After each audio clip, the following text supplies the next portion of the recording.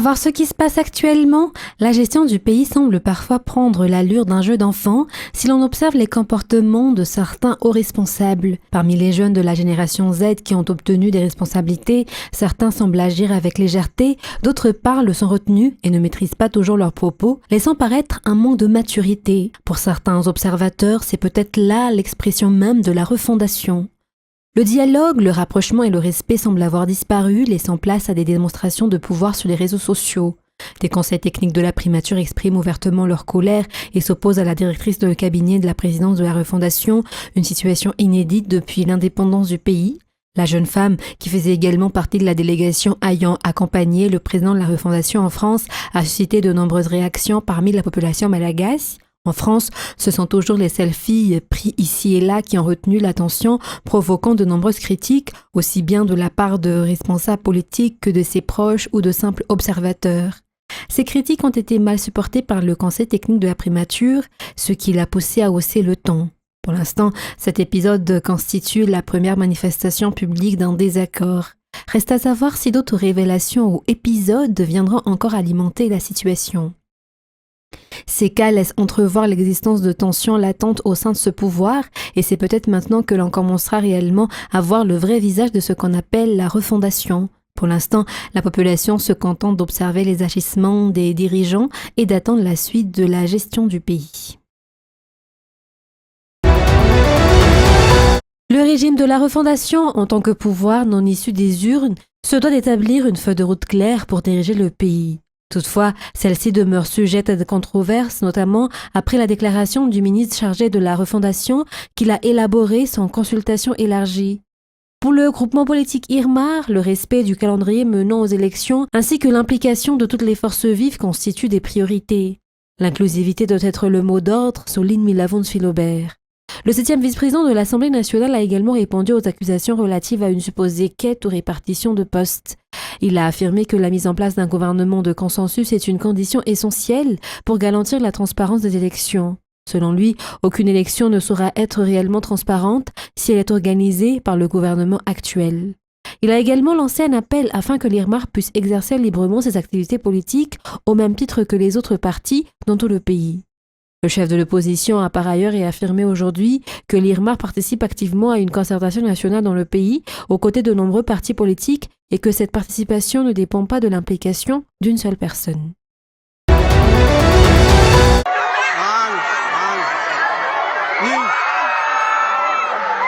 Une vidéo choquante témoigne de l'attaque au cours de laquelle le crocodile a dévoré ce garçon de seulement 8 ans sur le fleuve Tsirbine. Le drame s'est produit hier matin dans la commune de Béréve, district de Bel-sur-Tsirbine. L'endroit où s'est produit l'accident est un lieu où les habitants viennent habituellement puiser de l'eau et se laver. La commune de Béréve fait d'ailleurs face à un grave problème d'approvisionnement en eau potable, selon le maire. Le garçon avait été envoyé chercher de l'eau lorsqu'il a été victime de l'attaque. Le crocodile qui a dévoré l'enfant est toujours activement recherché et des pièges sont en train d'être installés, a ajouté le maire. Jusqu'à présent, jamais un tel incident n'avait été signalé sur ce fleuve où les habitants viennent se laver à Béréve. C'est la première fois qu'un événement aussi effrayant s'y produit.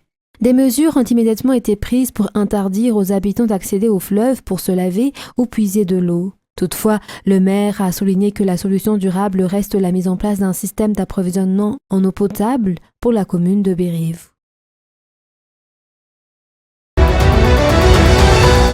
Ce matin, les habitants des environs ont bloqué la route Ivat-Sarasotch en brûlant du bois et des pneus. Cette route est souvent le théâtre d'accidents de la circulation. Avant-hier encore, une femme enceinte y a perdu la vie et le soir même, un autre accident s'y est produit.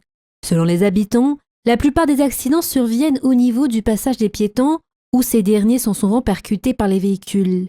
Les automobilistes, les motos et même les bicyclettes ne respecteraient pas le passage de piétons d'après leurs plaintes. Pire encore, les piétons qui tentent de traverser se font souvent insulter par les conducteurs, affirment les riverains. Face à cette situation, ils demandent l'installation d'une passerelle piétonne au-dessus de la route afin de prévenir les accidents. Ils réclament également la présence de policiers au passage piéton pour les aider à traverser en attendant la construction de la passerelle. Cette manifestation a provoqué un embouteillage sur la route de Sarasotch et celle d'Ivat. La police s'est rendue sur place pour réguler la circulation. La construction du point d'eau de la commune d'Ifutaka à Narafali, district d'Amposaratsimu, est désormais achevée. Cette infrastructure répond aux besoins de la population locale en matière d'accès à l'eau potable, selon les explications de Daniel, coordinateur du projet KFHI, Korea Food of the Hungry.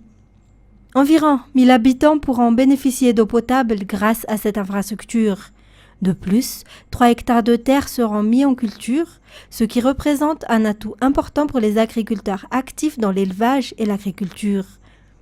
Le projet mené par KFHI Madagascar et KOICA, financé par le gouvernement coréen, se concentre sur plusieurs secteurs: l'eau potable et l'assainissement, l'agriculture et l'élevage, la gestion des catastrophes et des cyclones, ainsi que la lutte contre l'insécurité alimentaire. La parcelle de 44 ar, située à Nusbeanjefen, héritage familial dont le partage officiel n'a jamais été finalisé, a été vendue par le fils d'un membre de la famille au locataire. Cette transaction est à l'origine d'un litige judiciaire qui dure depuis près de 10 ans. Locataire depuis 2010, ce vendeur de café et de pain aurait cessé de payer son loyer à partir de 2016, rompant ainsi la confiance établie selon les déclarations du représentant de la famille. Ce dernier dénonce également des actes de corruption dans l'obtention du titre foncier par le locataire. Refusant la vente du terrain, la famille a saisi la justice et affirme avoir obtenu gain de cause devant le tribunal.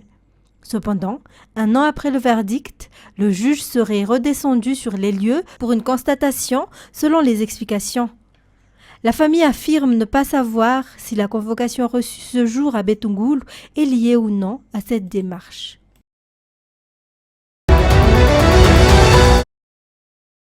Cela fait déjà plusieurs jours que circulent des informations concernant le général Rusien Aberman au Conseil de la Refondation en raison de son absence lors des cérémonies officielles organisées par le gouvernement. Les observateurs ont chacun leur interprétation, ce qui a davantage alimenté les débats autour de la disparition de cette haute personnalité de la scène officielle. Pour rappel, il n'est pas présent lors de la présentation de la feuille de route, également qualifiée de rapport des réalisations et des projets à venir du gouvernement de la refondation, tenue à Yavlou. Il a également été absent lors de la cérémonie de réception des aides provenant du gouvernement russe à Ivat, ainsi que lors du reboisement organisé par la présidence de la refondation. La dernière apparition publique du général Lucien Aberman au Conseil de la Refondation remonte au 17 février, lors de la cérémonie d'accueil des joueurs de volley-ball de la Gendarmerie nationale. Des partisans du gouvernement ont tenté d'expliquer qu'il serait en mission spéciale à Dubaï, mais ces justifications n'ont pas convaincu les observateurs, faute d'explications suffisantes. Certains soutiens du gouvernement actuel ont même demandé au président de la Refondation de faire une déclaration claire sur les raisons de l'absence prolongée du général Lucien Aberman. À ce jour, toutefois, aucune communication officielle n'a été faite par le gouvernement, qui demeure totalement silencieux. Aucun responsable n'a confirmé ni infirmé ces informations. Seule une explication officielle pourrait désormais permettre au public et aux observateurs d'être clairs sur la situation.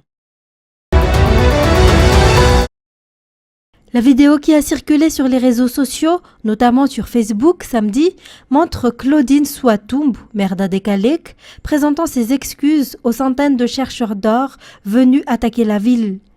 D'après les explications, le refus d'un propriétaire d'autoriser l'exploitation aurifère sur son terrain serait à l'origine de l'incident. Un affrontement a éclaté entre les centaines de chercheurs d'or, le propriétaire du terrain, appuyé par les forces de l'ordre, entraînant la mort de l'un des leurs. C'est ce décès qui aurait provoqué leur descente en ville. Malgré leurs accords pour engager des discussions avec le maire et les forces de l'ordre, la situation est restée tendue en raison de jets de pierre. Par la suite, les chercheurs d'or ont attaqué à 3 reprises la ville d'Adekalek et ont vandalisé plusieurs commerces. Les discussions se sont poursuivies dimanche entre les chercheurs d'or, les forces de l'ordre venues en nombre à Adekalek et le maire de la commune. Ce lundi, le calme est revenu à Adekalek selon les informations reçues sur place. Les habitants ont repris leurs activités quotidiennes.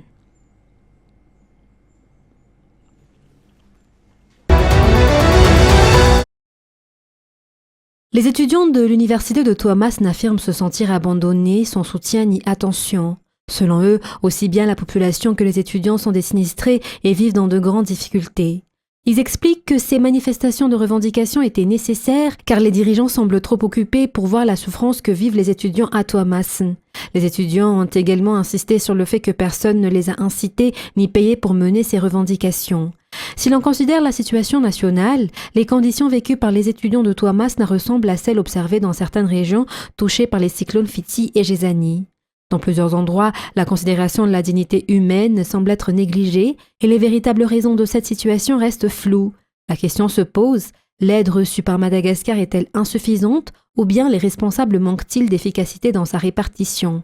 Pourtant, l'aide internationale est souvent mise en avant chaque fois qu'un pays annonce un soutien aux sinistrés. Toutes ces aides étaient attendues par les victimes afin qu'elles soient réparties équitablement pour leur permettre de se relever de leurs pertes. Cependant, jusqu'à ce mois de mars, la manière dont les responsables comptent agir pour mettre en place des mesures destinées à soulager les populations sinistrées à travers le pays demeure totalement floue. Le manque d'expérience des responsables est-il en cause ou bien est-ce l'absence de volonté de faire de la prise en charge rapide des souffrances des sinistrés une priorité ? À en juger par la situation actuelle, si même quelques régions touchées ne sont pas encore maîtrisées par les autorités pour résoudre les problèmes de la population, il devient encore plus difficile d'imaginer des réformes profondes pour Madagascar. En résumé, les dirigeants actuels semblent ne pas avoir eu de véritable vision politique préalable, ce qui explique leurs difficultés actuelles à trouver des solutions.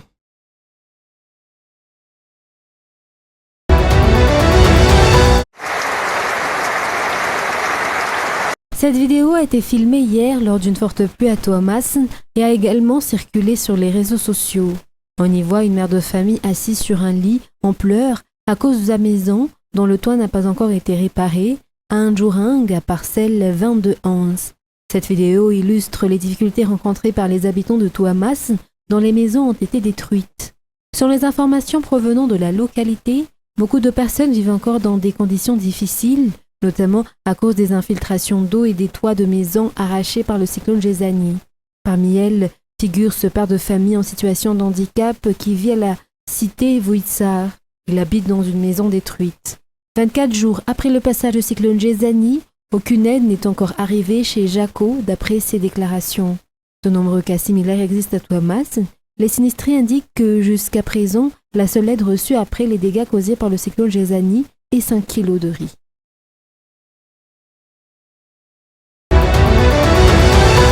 Les quelques 60 tonnes de riz sont arrivées à Touliar dans la nuit du samedi 28 février dernier. 2 camions poids lourds ont assuré le transport de cette marchandise en provenance de Tuamasin. Toutefois, aucune autorisation de transport délivrée par la Direction régionale du commerce et de la consommation de Latsinane n'a été présentée, alors qu'il s'agit d'une exigence réglementaire pour ce type d'opération. Les sacs de riz présentant des signes de détérioration ont immédiatement été saisis. Selon les informations recueillies, alors que l'identification et le tri des sacs de riz découverts dans l'entrepôt d'une entreprise à Touliar auraient dû être effectués en présence des contrôleurs du commerce et de la concurrence, relevant de la Direction régionale du commerce et de la consommation du Sud-Ouest, le propriétaire aurait déjà procédé à l'ouverture des sacs afin de séparer le bon riz du mauvais. D'après les explications, cette saisie vise avant tout à protéger les consommateurs contre la mise en circulation de riz avarié. Depuis une quinzaine de jours, des longues files d'attente sont observées pour l'établissement des copies au sein de la commune d'Ambava-Tukana-Itosi. Les administrés expriment leur mécontentement face aux délais désormais prolongés. Le maire explique que l'affluence a augmenté à la suite d'une décision du ministère de l'Éducation nationale. Cette décision impose la numérisation des dossiers des élèves nécessitant la présentation des copies intégrales. La commune compte 36 établissements scolaires. De plus, de nombreux élèves venant de localités voisines telles qu'Ambudjapetu, Fenoariv et Ampitatafk effectuent également leur démarche de copie à Ambava-Tukan. À noter que les frais pour l'établissement d'une copie à Ambava-Tukana s'élèvent à 1500 ariars.